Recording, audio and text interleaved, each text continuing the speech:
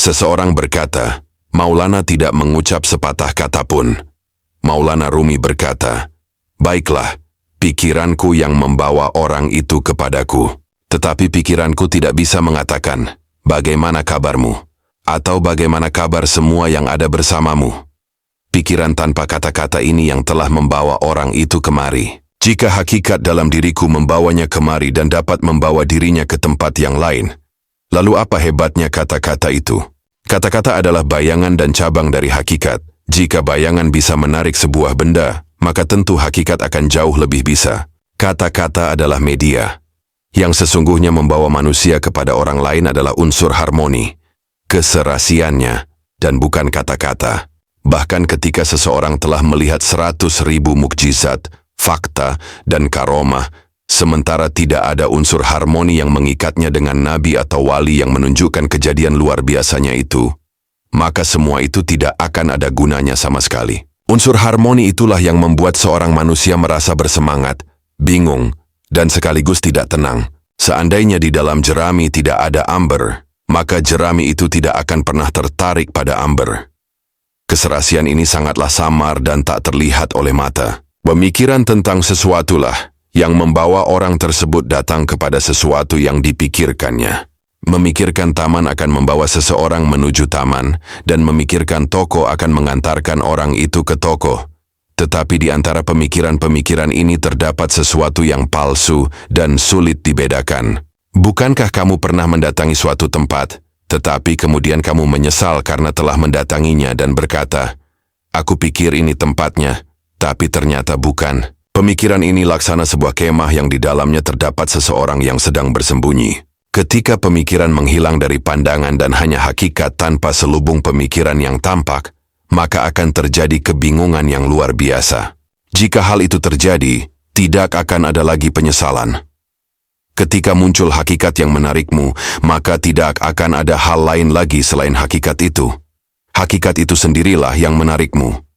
Pada hari dinampakkan segala rahasia. Quran Surat Al-Ta'ariq 9. Lantas apa gunanya berbicara? Sesungguhnya sesuatu yang menarik hanya ada satu, tetapi muncul dalam bentuk yang bermacam-macam. Tidakkah kamu sadar bahwa manusia dikuasai oleh ratusan keinginan yang berbeda-beda? Seseorang berkata, aku ingin tutamaj, semacam bihun. Aku ingin burik, perkedel daging dengan saus.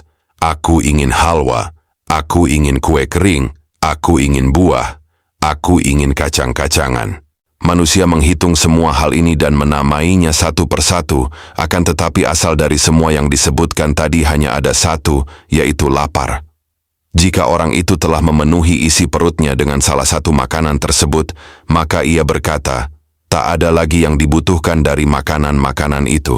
Jadi, dapat dipahami bahwa sesuatu yang menarik diri manusia bukanlah berjumlah 10 atau 100, melainkan hanya ada satu. Dan tidaklah kami jadikan bilangan mereka itu melainkan untuk jadi fitnah. Quran Surat Al-Muddatsir 31. Bagi manusia bilangan itu adalah fitnah, cobaan. Ada yang berkata, orang itu hanya satu dan mereka ada 100. Atau dengan kata lain mereka berkata, wali hanya ada satu sementara manusia biasa ada banyak, 100.000. Ini adalah fitnah yang besar.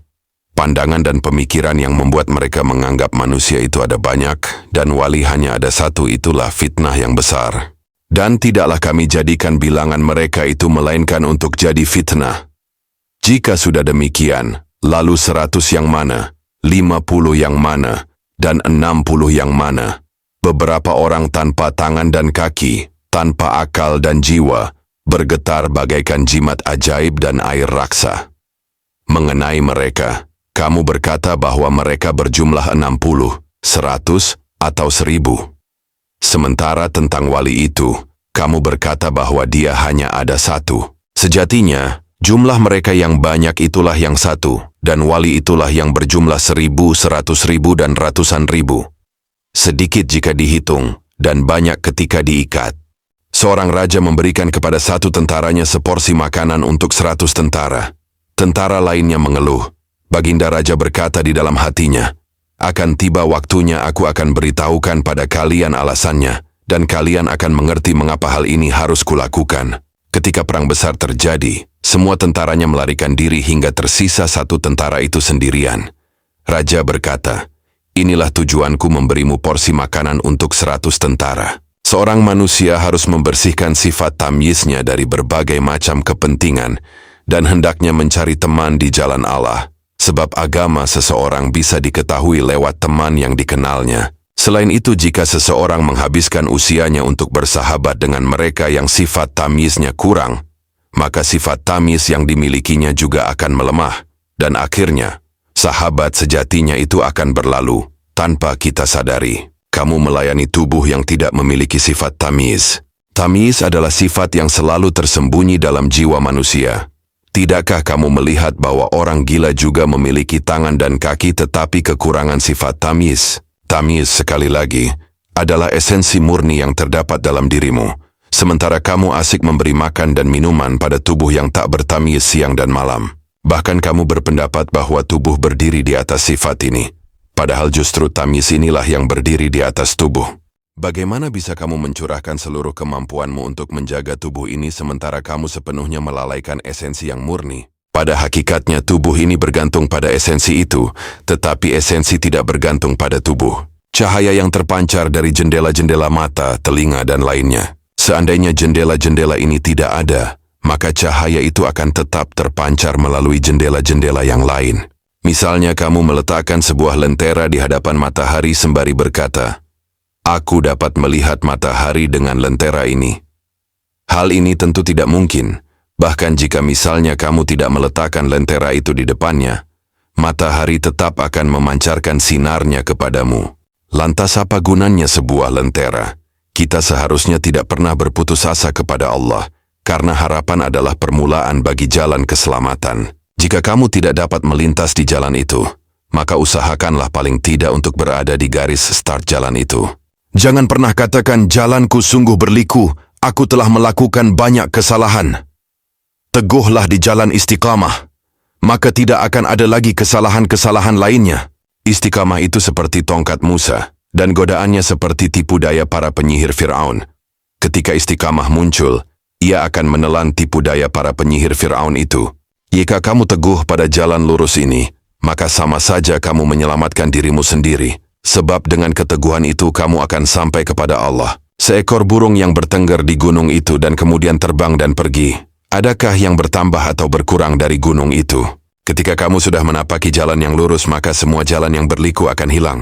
Waspadalah, jangan pernah kehilangan pengharapan. Kerugian bersahabat dengan raja bukan karena kamu akan kehilangan nyawamu, sebab pada akhirnya semua manusia pasti akan meregang nyawa, entah hari ini atau esok. Kerugian bersahabat dengannya timbul ketika raja menampakkan dirinya. Dengan pengaruhnya yang kuat, ia menjadi seperti naga yang superior, maka seorang yang menemani dan mengaku bersahabat dengannya, yang menerima hadiah darinya, mau tidak mau harus berkata-kata sesuai dengan keinginannya. Ia harus menerima ide-ide busuk sang raja. Ia juga tidak akan mampu menentang perkataan-perkataan raja tersebut. Dari poin inilah tampak bahayanya bersahabat dengan raja, karena hal semacam itu dapat melukai agama.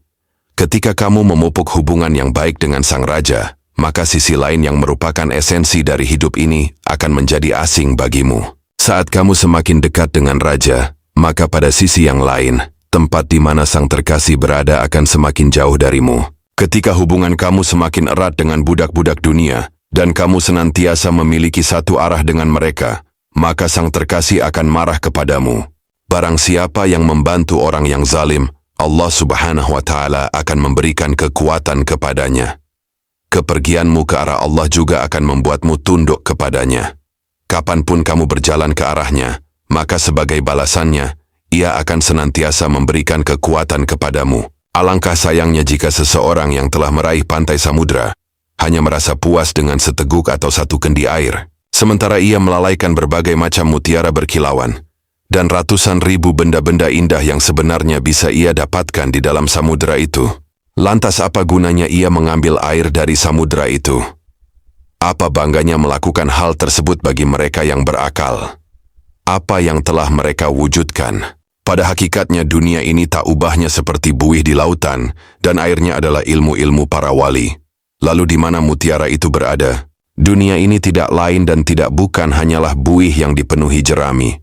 Akan tetapi karena gulungan ombak dan harmoni irama samudera yang setia menemani sang gelombang, buih itu mewujud menjadi sebentuk keindahan. Sesungguhnya tidak berputus asa dari rahmat Allah, kecuali kaum yang kafir. Quran Surat Yusuf 87. Dijadikan indah pada pandangan manusia kecintaan kepada apa-apa yang diingini, yaitu wanita-wanita, anak-anak, harta yang banyak dari jenis emas, perak, kuda pilihan, binatang-binatang ternak dan sawah ladang. Itulah kesenangan hidup di dunia, dan di sisi Allah lah tempat kembali yang baik, surga. Quran Surat Ali Imran 14. Kata-kata dijadikan indah dalam firman Allah di atas mengindikasikan bahwa semua hal itu sebenarnya tidaklah indah, sebab segala bentuk keindahan yang tersimpan di dalam semua hal itu berasal dari tempat yang lain. Laksana uang palsu yang disepuh dengan emas, dunia yang merupakan gelembung buih ini adalah uang palsu yang tak berharga dan tak bernilai, sementara kitalah yang menyepuh uang palsu itu dengan emas, dan kemudian kita jadikan sebagai perhiasan yang tampak indah di mata manusia. Manusia adalah astrolab Allah, namun dibutuhkan seorang astronom untuk mengetahui astrolab. Jika seorang penjual sayuran atau makanan memiliki astrolab, apa yang akan mereka dapatkan darinya? Dengan alat perbintangan kuno ini, apa yang bisa diketahui oleh pedagang sayur dan makanan itu tentang tingkah laku, perputaran, dan tanda-tanda, lintasan, dan pengaruh bintang di langit? Sebaliknya, astrolab akan sangat bermanfaat jika berada di tangan para astronom. Itulah mengapa kemudian muncul kata-kata, siapa yang mengenal dirinya, maka dia akan mengenal Tuhannya. Seperti halnya astrolab dari tembaga yang merupakan cerminan bintang-bintang di langit, maka wujud manusia sebagaimana dinyatakan Allah dalam firman-Nya. Dan sesungguhnya telah kami muliakan anak-anak Adam, Quran Surat Al-Isra 70, juga merupakan astrolab Allah. Ketika Allah Subhanahu wa Ta'ala telah menjadikan manusia bisa mengetahui dan mengenal dirinya, maka hamba ini akan mampu melihat ke dalam wujud astrolab itu. Dirinya telah melebur dengan Tuhan, dan keindahannya yang mutlak, detik demi detik, sekilas demi sekilas. Keindahan itu sama sekali tidak pernah hilang dari cermin ini. Allah memiliki hamba-hamba yang menutup diri mereka dengan hikmah, makrifat, mengenal Allah, dan karomah, hal luar biasa yang dimiliki orang-orang tertentu. Meski mereka tidak dianugerahi pandangan khusus yang dimiliki orang-orang spesial, akan tetapi semangat yang kuat memotivasi mereka untuk menutup diri, seperti yang dikatakan oleh Al-Mutanabbi. Perempuan-perempuan itu mengenakan sutra yang dibordir bukan untuk mempercantik diri, melainkan untuk menjaga kecantikan mereka dari mata-mata yang penuh gairah.